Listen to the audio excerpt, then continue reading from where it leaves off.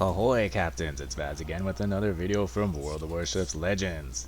And this time we're playing something a little different. We're in the Helena. This is the American Tier 6 cruiser.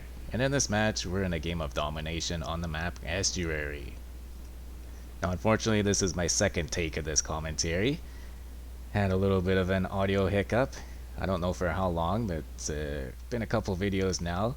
Apparently the audio input has not been going through my headset, it's been going through the front of my laptop instead, so that's why things were sounding a little echoey, and I was kind of wondering about that. Well, I finally figured it out, and now things are a little different. There's like some background noise, so bear with me while I try and work through that. It's all a learning process, right? That's why I'm doing all these videos in the first place, is to try and get better at the technical side of things and to also improve my commentary and my presentation skills and stuff like that. And, you know, I don't talk about that stuff a lot, but I figured it's a good opportunity to put it all out there, and to also thank you guys for all of your support. You've all really helped me along this journey. And yeah, I don't have the best audio and recording equipment, and definitely don't have a very powerful computer or anything like that, so we just kind of make do with what we have. That's the thing, we're just doing this for fun, right? We're not trying to make this into a career or anything. Anyways, that's enough about all that stuff. Let's get going with the match here. So yeah, this is a Let's Play in the Helena, kind of a change of pace from all the popular ships out there right now and from all the Kraken videos, and show you guys a match in a ship I don't really like playing, but had to play a lot in order to grind towards the Cleveland. The Cleveland is a ship that can really help with all those fire starting missions, although I kind of like the Okacha better for those, but I digress. The Helena is kind of a poor man's Cleveland, and not exactly a ship that strikes fear into anyone, but it can be a very good sports ship and can do a lot of damage in the long run if it's able to take cover and HE spam. And that's exactly what we've been doing in this match so far. We got a very nice spawn over in the western flank just above the Alpha Cap. There's some fantastic short islands here to lob our shells over top of. And there's some big old slow moving battleships in front of us that make perfect targets for us. Definitely not a fan of this type of gameplay. There's no deviation really, you're just slinging HE. Sling, sling, sling. But then again, there's no torping to worry about. And due to the small caliber and floaty shells, you don't really make use of the AP very often. So I often wonder if that's kind of beneficial to people who are just trying to learn to play the game at higher tiers. Who knows, maybe focusing on one thing and doing it well can be useful for improving your skills. This is also a carrier match, but we lucked out again because he's going to be focusing on the other side of the map for most of the match. And as for us, we had a set of fire or two on Mutsu B that was pushing right straight up the middle of the map there. Maybe he was trying to take his shiny new ship out on a torping run or something. Believe me, that's definitely a mistake. And funny enough, he burned out, and that got us our first kill of the match. And our carrier was actually able to finish off the Molotov. Very nice. And so all that leaves on our side now is the KG-5. He's at pretty low health, so eventually here we're going to start getting moving. We don't want to get too complacent or lazy, just camping behind this island and spamming. Being that our only destroyer has been eliminated, now leaves it up to us cruisers to head the charge and get the caps and try and do a bit of spotting. Well, looks like this KG-5 is making a run for it, so while we track him down, let's get our commander up on the screen. We're using good old Norman Scott, and in this build we're using inspirations from Mbeli and Kuznetsov. Those are my usual inspirations on my Alaska, and I don't like to mess with my build when I'm using other ships. I'm not made a Commander XP, come on. But there are fair choices for the Helena as well. I mean, the ship's range and reload time are not that good to begin with anyways. So for the skill choices, I've chosen Beyond Range, Igniter, Armed and Ready for that incoming fire indicator. I also use Fixated, and for the legendary skill I use Refill Station, because I don't see the use in using Fully Packed for the Helena. An extra sonar and catapult fighter aren't as valuable as lowering its terrible reload time. If this thing had radar, well then that would be another story. I'd probably choose Fully Packed. but as it stands, I like to use refill station. Unfortunately, this Helena is pretty slow, possibly one of the slowest cruisers at the tier, but it's still decently agile, and for those of you that are interested, I do use double steering gears on my Helena. Well, now we are in the Alpha Cap, and we're about to cap it. We've lost sight of the KG5. Our carrier has actually made a smart move. He was helping us out at the beginning there, but he's gone over to the eastern flank because he could see that our team is being definitely outnumbered over there. So very nice play by him to go help them out. Very good. Helped our team out a lot, I think, in this match. But now someone is spotting that KG5, and so we did hit the brakes because we were still using that island as cover. And I mean, why take the risk by exposing ourselves when we could just take cover here and fire on the KG5 without him returning fire on us? It's a really good example actually of how you want to play the Helena. You just want to island hop. You want to go from island to island undetected, and you continuously want to do that because you want to get closer to the enemy and keep up with your teammates. It's really important to keep that DPM up. If you're taking cover in the back with nothing to shoot at, well, how are you positively affecting the outcome of the battle?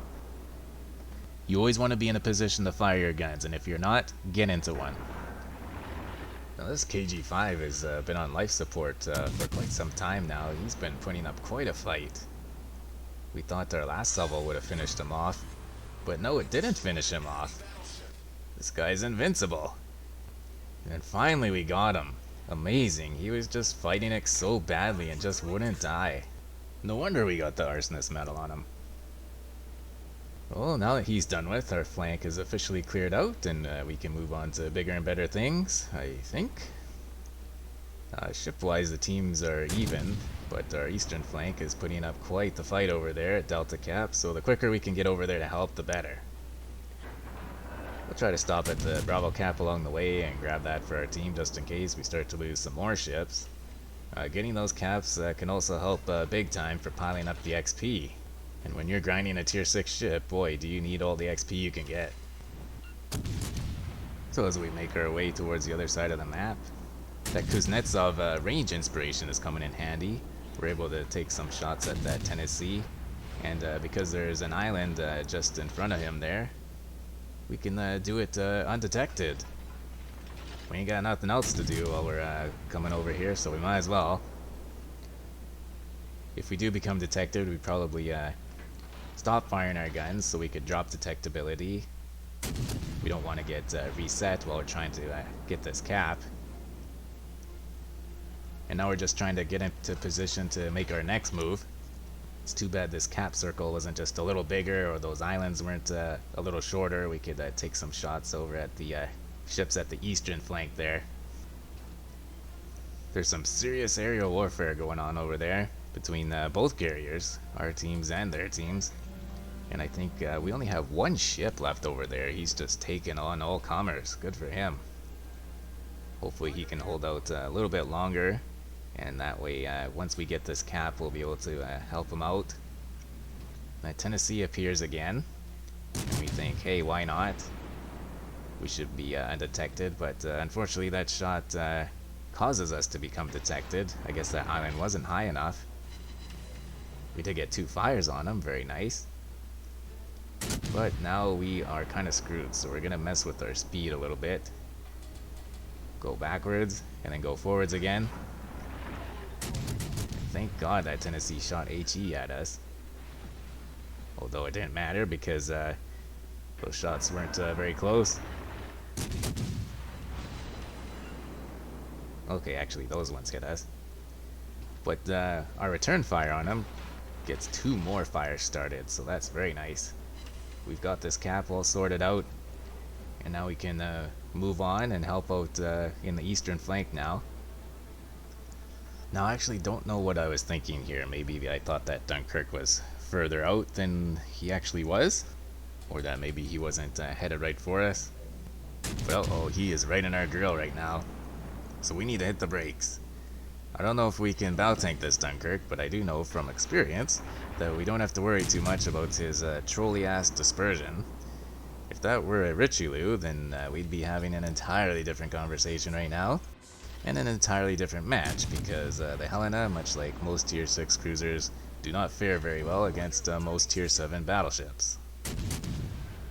So for a while there, we still had those two fires going on that Tennessee. It net us the Witherer medal, and then we got two fires started on that Dunkirk, and those were going for a little bit there for some reason. I guess maybe he used his damage con previously. But now he's put them out and he's charging at us. And so we need to continue to back up and try and angle against this island. Luckily, one of our teammates is backing us up. That's very nice. And we were kind of wondering if maybe we could get a few shots at that Tennessee, try and get him off the board, so that whoever he's shooting at over there can come and help us out.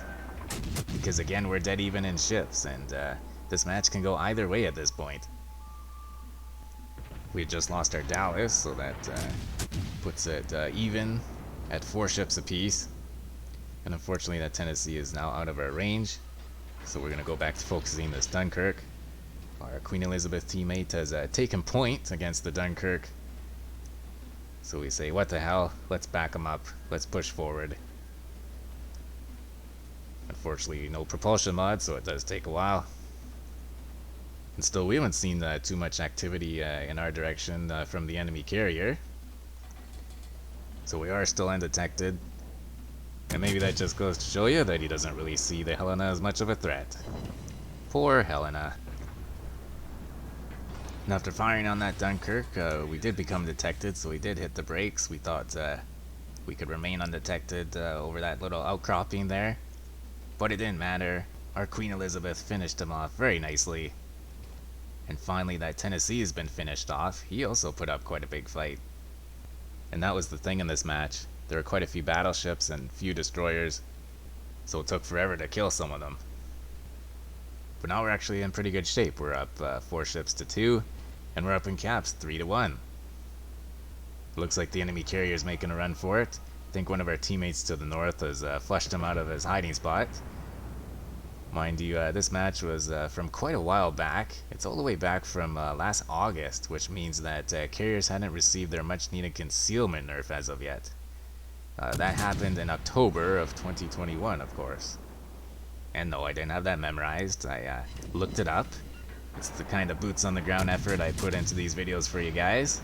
Try to do some research ahead of time, get my facts straight. Look at that, our last 2 salvos got us the Confederate medal and the high caliber medal. I was surprised that Confederate medal shot made it over top of the island. Now that we can see the visor there, we might as well give AP a try for the first time in this match. Unfortunately, due to our low caliber and floaty shells, don't expect to be getting any citadels. Maybe if we were closer up, we'd have a better chance. But we're still getting good chunks of damage. Finally, we're getting attacked by aircraft, and so we're able to shoot down some planes for the first time in this match. And here we go, one last salvo. That should finish off the carrier. We do get the killing blow. And not only that, but the match ends. That's too bad. We were hoping to get that one last cap so we'd increase our XP. But in the end, that ends up being a very nice match in the Helena overall. We ended that match with over 130,000 in damage, 3 kills, 15 total fires. The Witherer medal, the Confederate medal, the Arsonist medal, and the high caliber medal. You definitely won't see me have a better match in the Helena than this. And that's mainly because there's no real reason to play the ship anymore. But hey, I'd like to show off a match in every ship in the game if I could. And funny enough, this ends up being our last match in the Helena because of that rare XP booster. We finished the grind and unlocked the Cleveland. And hey, look at that, over 2,900 in base XP. Well, I hope you guys did enjoy that video. If you did, please hit that like button down below. Hit that subscribe button if you want to see more of my videos. I'd love to hear what you guys thought about this video and what you think about the Helena. So go ahead and leave your feedback in the comments section. And as always, take care of yourself and do what makes you happy.